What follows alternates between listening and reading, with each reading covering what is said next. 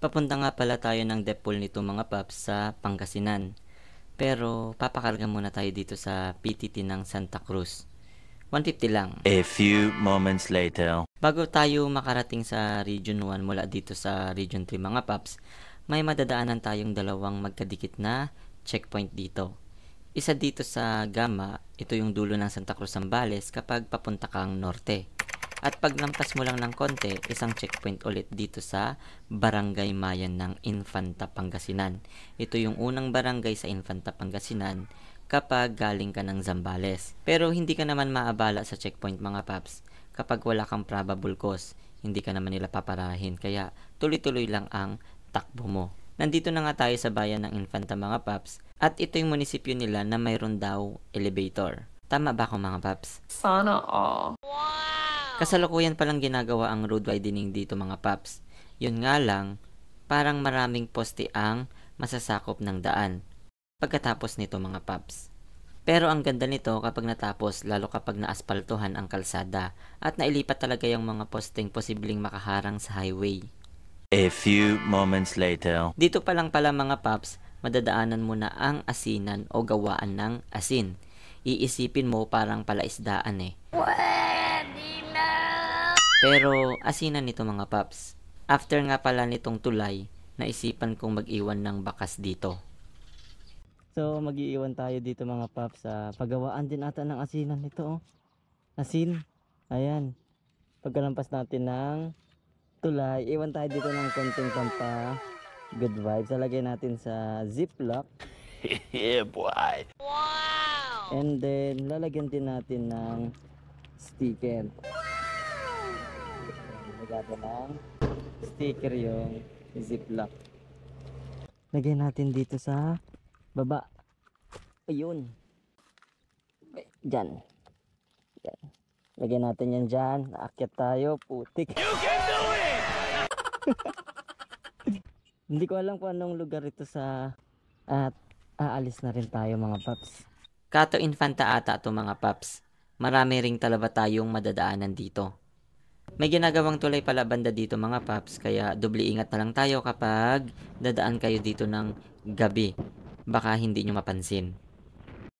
Dito naman may nagmamadaling bus ako nakasalubong, kaya napapreno at busina na lang ako. Delikado baka mabangga, lugi tayo mga paps eh. Nandito na pala kami sa Dasol mga paps. Dito namin naisip dumaan dahil mas malapit yata dito. Paano masabi? Nagbibiro lang ako. Maganda ang daan dito. Maayos ang pagkakasemento at walang lubak o butas ang kalsada. Pero banda dito kailangan namin mag-detour dahil ginagawa yung tulay. Pagkatapos naman ng tulay, napakaganda ng view dito mga paps. Napakaganda ng daan nila talaga dito. May mangilan-ngilang sharp curve din, kaya nakipagpalit ng driver yung aming kasama sa kanyang back ride. Medyo kinakabahan. Tuloy-tuloy pa rin ang kurbada. Pero napakaganda pa rin talaga ng view dito mga paps. Talagang mapapabidyo ka tulad ng ginagawa ng nasa harap ko, yung kanina nakipagpalit ng driver. Yun nga lang mga paps, sobrang layo pala talaga ng depth pool. Kanina pa kami pumasok dito. Kumana naman kami dito mga paps, pa-exit to Burgos. Kunting bato lang naman, simentado na ulit yung daan. Pero makitid nga lang talaga at medyo maraming lubak at butas kumpara dun sa kumpara kanina. Simula ng pagpasok namin dito sa exit to Burgos. Pagkatapos ng maraming kilometers mga paps, may kaliwa kanan na lilikuan naman. At sa kaliwa tayo dadaan. Grabing layo pa talaga mga paps. Layo na rin ang naming natakbo. I think more than 20 kilometers na ata yung natakbo namin mula highway. Oh my God! Naisipan ko ulit mag-iwan ng bakas dito mga paps dahil napansin kong maraming bahay kahit malayo sa bayan. So, uminto tayo dito sa may Nicolas Vulcanizing and Welding Shop. Kabungawan ata ang tawag sa lugar na to mga paps. So mag-iwan tayo ng bakas dito. Sticker muna. Lalagyan din natin ng konting pampa good vibes ito mga paps. Lagyan natin dito sa ziplock. Iipit natin dito sa may poste. Yan. Ipitin natin ng bato. Ito na lang. Ito mga paps. So, nilagay lang natin dyan. Tapos, inipit natin ng bato yung ziplock. Nakasara yan kahit safe yan. Kahit umulan di mababasa. So, poste ito ng digital ata. O internet mga paps dito sa Kabungawan papuntang depth pool. So, ulitin natin mga paps. Dyan natin iniwan. Diretso pa yung pupuntahan namin mga paps. Malayo pa to. Pero syempre hindi natin nakalimutan mag-iwan ng bakas dito. A few moments later. Few kilometers away mga paps, may babayaran ng environmental fee pala dito. Environmental fee 30 pesos. At ang bubong yung papunta doon. Ito Kabungawan. Dito papunta yung depth pool. Sige, larga. Pagkatapos namin magbayad, dumiretso na kami. Maganda pa rin ang daan at view dito pero malayo pa rin daw talaga. Ito nga pala yung Kabungawan Beach Resort mga paps. Malapit na kami nito sa depth pool. Pero lumampas kami kasi nagtuloy-tuloy kami. Kaya balik ulit. A few moments later.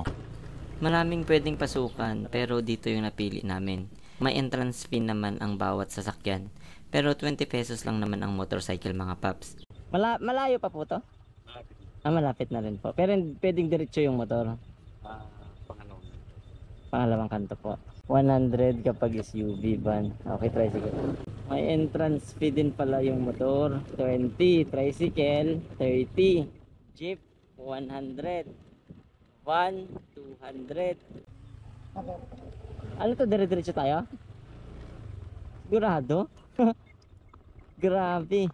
So pag tag-ulan, madulas ito. Nakakatakot nga talaga. Oh, yan. Masyado lang mataas. Sobrang taas. Oh. Pag tag-ulan, madulas ito. Ang bato, yan lang. Dapat ata ano to eh.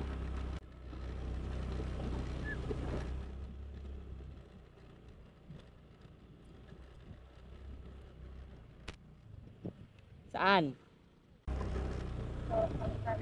Ang tarik, grabe. At sa wakas, nakarating na kami sa pagpaparkingan. May 20 pesos naman na bayad for parking dito sa Maryhill. May entrance fee. May parking fee. No picnic allowed. Please respect church. May church dito. Maryhill. So, nandun yung dagat mga paps. Pero bawal dito yung mag-picnic. Para respeto sa church mga paps. So, yun yung depth pool mga paps. Bababa pa kami dito sa... Dito, diretsuin lang namin.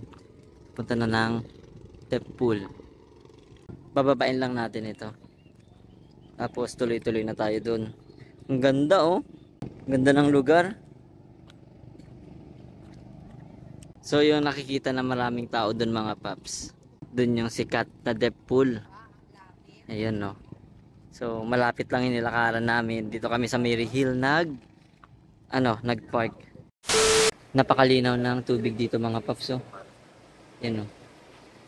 Low tide ata mga paps kaya walang tubig masyado dito, hindi nakaangat. Pero makikita nyo sa mga bato na umaabot yung tubig banda dyan. Yan. So ibig sabihin malalim din dito kapag high tide. Doon yung may maliit doon na pinagliliguan mga paps, pati doon sa mga ilalim maraming tao doon mga paps.